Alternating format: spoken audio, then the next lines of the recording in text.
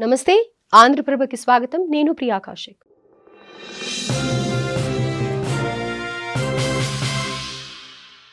August 15 వచ్చిందంటే చాలు, ఢిల్లీ నుంచి గల్లీ వరకు మువ్వెన్నెల జెండా రెపరెపలాడుతుంది.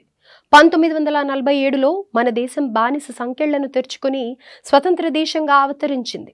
ఆనాటి నుంచి ప్రతి సంవత్సరం స్వాతంత్ర దినోత్సవం వేడుకలను ఆసేతు హిమాచలం ఎంతో ఘనంగా జరుపుకుంటారు. అలాగే మన దేశ ప్రధాని ప్రతి ఏటా ఎర్రకోటలోనే జాతీయ జెండాను ఎగరవేస్తారు. మరి ప్రతి సంవత్సరం అక్కడే ఎందుకు త్రివర్ణ పతాకాన్ని ఎగరవేస్తారు?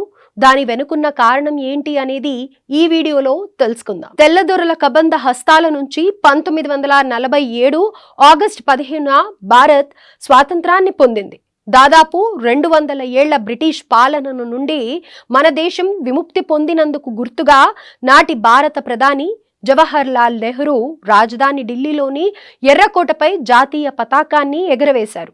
ఈ క్రమంలోనే ప్రతి సంవత్సరం ఆగస్టు 15న ఇండిపెండెన్స్ డే సెలబ్రేషన్స్ జరుపుకుంటాం. ఆ రోజున ఢిల్లీ నుంచి గల్లీ వరకు ఎక్కడ చూసినా మన జెండా రెపరెపలాడుతూ ఉంటుంది. ఇది కేవలం లాంఛనప్రాయంగా నిర్వహించే కార్యక్రమం కాదు, ప్రతి ఒక్కరూ గుర్తు చేసుకోవాల్సిన చారిత్రాత్మక ఘట్టం. లక్షలాది మంది ప్రజల త్యాగాల ఫలితం.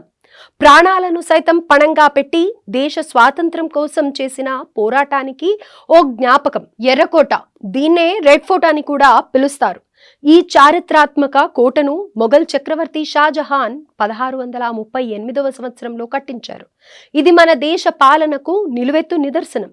ఎర్రకోట 1947 ఆగస్టు 15న, అంటే మన దేశం స్వాతంత్రం పొందిన తరువాత భారత్ తొలి ప్రధానమంత్రి పండిట్ జవహర్ లాల్ నెహ్రూ ఎర్రకోట బురుజులు నుంచి మొదటిసారిగా త్రివర్ణ పతాకాన్ని ఎగరవేశారు. దశాబ్దాల బానిసత్వాన్ని వీడిన మన దేశం స్వాతంత్రాన్ని జరుపుకున్న అపురూప క్షణం అది. ఎర్రకోటతో ఆధునిక భారత్ చరిత్రకు విడదీయరాని బంధం ఉంది. 1857లో సిపాయిల తిరుగుబాటుగా మొదలైన అలజడి సంగ్రామంగా మారింది. దేశ చక్రవర్తిగా ప్రకటించబడిన బహదూర్ షా II నాయకత్వంలో సమరయోధులంతా ఒక్కటిగా నడిచారు. అదే సమయంలో నేతాజీ స్థాపించిన ఆజాద్ హింద్ ఫౌజ్లోని 3 వీరులపై దేశద్రోహ ఆరోపణలు మోపి కోటలో సైనిక విచారణ జరిపింది. ఇవన్నీ స్వాతంత్ర పోరాటంలో కీలక ఘట్టాలు. ఇక సిపాయిల తిరుగుబాటు తర్వాత బ్రిటన్ ఈ కోటను కైవసం చేసుకుంది. ఆ తర్వాత బ్రిటిష్ ఇండియన్ సైన్యానికి కేంద్ర స్థావరంగా మార్చింది. 1947లో భారత్ స్వాతంత్రం పొందిన తరువాత మన సైన్యం తిరిగి ఈ కోటను కైవసం చేసుకుంది. 2003లో సైన్యం ఎర్రకోటను దేశ పర్యాటక అధికారులకు అప్పగించింది. ఎర్రకోటపై నుండే మన దేశం స్వాతంత్రం పొందిందని మొదటిసారిగా ప్రకటన చేశారు. అందుకే ఎర్రకోట స్వాతంత్రం భారత్కు చిహ్నంగా మారిపోయింది.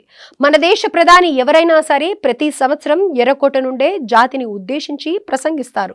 త్రివర్ణ పతాకాన్ని ఎగరవేయడంతో ప్రారంభమయ్యే స్వాతంత్ర దినోత్సవ వేడుకల్లో 21 తుపాకులు, వందనం, ఆ తరువాత జాతీయ గీతాలాపన ఉంటుంది. ప్రధాని దేశ ప్రజలను ఉద్దేశించి ప్రసంగిస్తారు. స్వాతంత్ర పోరాటంలో ప్రాణత్యాగం చేసిన సమరయోధులకు నివాళులు అర్పిస్తారు. అదేవిధంగా ఈ రోజున ఎర్రకోట ముందు సైనిక విన్యాసాలు జరుగుతాయి. ఇలా ప్రతి సంవత్సరం స్వాతంత్ర దినోత్సవ వేడుకలు అంబరాన్ని అంటేలా నిర్వహించబడతాయి.